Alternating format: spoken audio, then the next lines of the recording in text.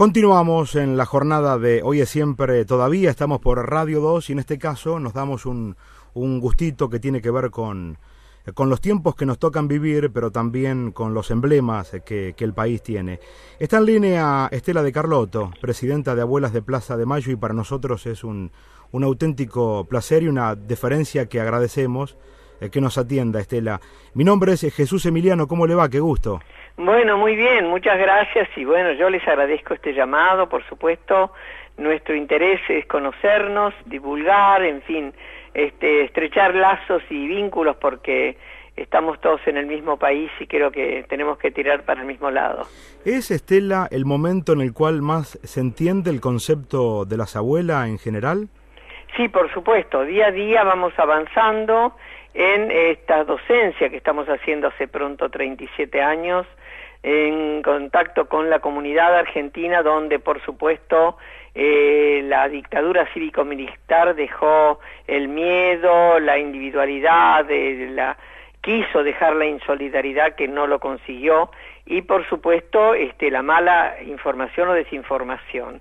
Nosotros de a poquito, con mucho amor, respeto y paciencia, hemos hecho contacto y seguimos haciendo con todos los sectores sociales posibles, porque les decimos a nuestros argentinos hermanos que la dictadura nos tocó a todos, no nos tocó a nosotros solamente. Directamente, bueno, en un hijo, una hija, un familiar, pero ¿quién no un vecino, quién no un amigo, quién no perdió sus bienes, o perdió su moral, o perdió el deseo de luchar, porque esta dictadura quiso someternos brutalmente, ¿no?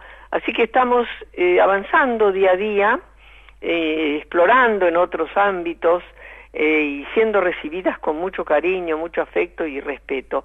Y eso para nosotros es una enorme satisfacción, porque si nos retrotraemos al comienzo estábamos solas, miedo, peligros, y hoy estamos felizmente acompañadas. Es interesante cuando destaca el tiempo, el paso del bendito tiempo, los años, cómo fueron profundizando la comunicación. ¿Le ha pasado de encontrarse con gente que en un primer tiempo, ya no digo por miedo, si se quiere hasta por ideología, no las comprendieron y hoy sí? Sí, por supuesto, que hay gente que realmente cruzaba de vereda, directamente no nos saludaba, o quizá también en algún momento hasta se nos ha ofendido. Yo creo que mucha de esa gente es la que hoy nos dice, por suerte ya entendí, las respeto, ustedes me han respetado a la vez, y yo, en caso que me hubiera pasado lo que ustedes han sufrido, hubiera hecho lo mismo, de manera que me identifico y a veces dicen, ¿qué puedo hacer por ustedes? ¿En qué puedo servir a esta lucha? La frase hecha, estamos hablando con Estela de Carlotto, presidenta de Abuelas de Plaza de Mayo, que nos atiende muy gentilmente. La frase hecha es, el miedo paraliza. Sin embargo, en ustedes el miedo disparó esto de salir como sea. ¿Qué hizo el miedo? ¿En algún momento frenó? ¿En algún momento generó una discusión interna? ¿O era tal la fuerza y la desesperación que ese miedo quedó siempre en un costado? Respetando la palabra miedo, obviamente. Sí, lógico. El miedo es un sentimiento muy humano, muy lógico, por otra parte. Y es claro que sentimos miedo. No por nosotros, por nuestra familia, por nuestros otros hijos. Para que no nos pasara lo que veíamos que estaba pasando en otras familias, teníamos miedo, queríamos cuidar y desalentar la lucha política de nuestras hijas. Y bueno, en eso, cuando ya tuvimos que afrontar una realidad, el miedo también existió, pero fue mucho más fuerte el amor. Claro. Mucho más fuerte esa necesidad de buscar al ser querido, necesidad que hasta el día de hoy tenemos impregnado en nuestro corazón, porque yo a veces cuando dicen, bueno, basta, ya, no, esto no es para basta, ni terminó, ni el tiempo es pasado, es presente, es permanente, porque yo les digo a las madres, ¿qué hubieran hecho a ustedes? ¿Ustedes ahora estarían pensando que hay que olvidar o hay que seguir buscando algo que nos robaron, que fueron los hijos? Y si hay que buscarlos, aunque sabemos que a veces lamentablemente es el encuentro de sus restos, pero hay que buscar porque es la forma de cerrar un duelo y de tener fuerza también para seguir y aportar a la justicia pruebas. Pero ¿qué pasa con nuestros nietitos, que hoy son hombres y mujeres? Son desaparecidos con vida, están en algún lugar. ¿Sería usted capaz de olvidar a un nieto? Nadie se atreve a decir sí, yo lo dejo. Nadie, porque entonces ahí entran en la comprensión de que si le hubiera tocado, hubieran hecho lo mismo. Yo creo que es una forma de tomar conciencia ciudadana y pensar no solamente en uno, sino también en el otro. Pasaron ya 37 años de aquellos inicios engorrosos y tanto dolor. Ahora parece mentira que todavía en el discurso instalado usted tenga que seguir preguntándose esto de usted lucharía por alguien desaparecido, ¿no? Cuando es una perogrullada tan fuerte desde el corazón, ¿no? Claro, pero son los menos, ¿eh? Yo creo que ahora ya vamos a charlar con gente adulta y con muchos adolescentes y jóvenes que tienen la frescura de haber nacido ya en democracia, de que esto lo comprenden porque hay profesores, hay familia, hay un Estado que se interesa porque esto no se olvide, y ellos entonces nos escuchan, tienen confianza en nosotras, creen en nosotras, que eso es muy importante, dar confianza al que nos está escuchando de que no mentimos, ni agregamos, ni quitamos nada, es una realidad, y que esa realidad nos tocó a todos y que seguimos para encontrar respuestas, porque no hay democracia posible con esta oscuridad, pero además para garantizarles a ellos un futuro donde estas cosas no vuelvan a pasar. Claro. Entonces en esto hay una comprensión enorme en chicos de 11, 12, 13 años que saben la historia porque nos preguntan con una conciencia muy fuerte de lo que están preguntando, pero además cierran su pregunta diciendo ¿qué podemos hacer nosotros por ustedes? Claro.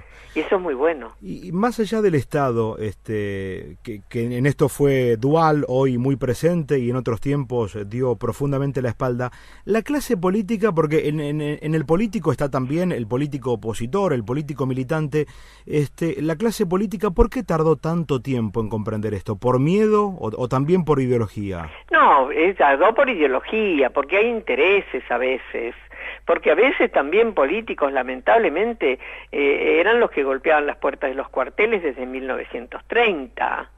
Entonces hay una complicidad y una aceptación, hay una cosa muy fea, muy repudiable, que es que, bueno, quizá por los votos o por una posición económica floreciente y que no quieren que se toque por intereses diversos, esto es un tema que no lo manifiestan. Claro.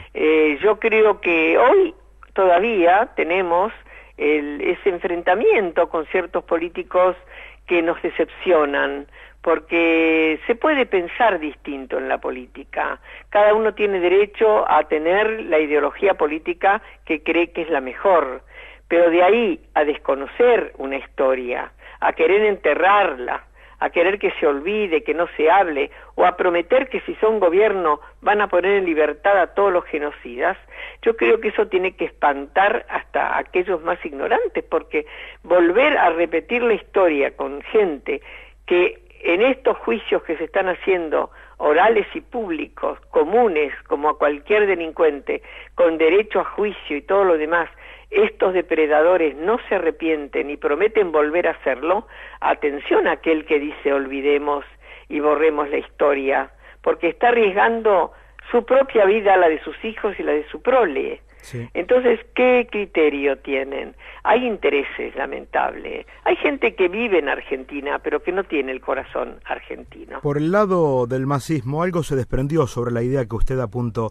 ¿Usted hablaría con Massa? Si se lo cruza en un lugar, ¿le preguntaría esto? Y si él dice, bueno, no, ¿le preguntaría por qué no se expresó abiertamente para cortar con esto que quedó en el medio dando vueltas? Pero por supuesto, sí, nosotros dialogamos con todos aquellos que están viviendo en nuestro país y que realmente no son los genocidas, por supuesto. Yo no hablaría con un Vignone, claro, ni con ninguno de estos que todavía sobreviven, donde no se arrepienten, sino que, ya como dije, prometen volver a hacerlo. Pero sí con una persona confundida, porque son jóvenes donde uno los conoció en otro lugar y con otro pensamiento, porque Massa fue parte del gobierno de esta década ganada. Aquí se da la inversa de lo que le pregunté antes, de aquellos que en un momento vieron que no era el camino y hoy comprendieron que estaban equivocados. En este caso podría ser un poco al revés. Claro, porque yo creo que están manejando su ideología con intereses de votos y les parece que con esas ofertas van a ganar una elección. Yo creo que el pueblo, nuestro país, la gente, sabe bastante, es inteligente, hoy tiene todos los medios para saber quién es quién, y no puede pensar bien de una persona que promete abrir las cárceles a quienes asesinaron a 30.000 personas, el proyecto era 3 millones y no pudieron, y desolaron el país en lo económico, y además robaron bebés.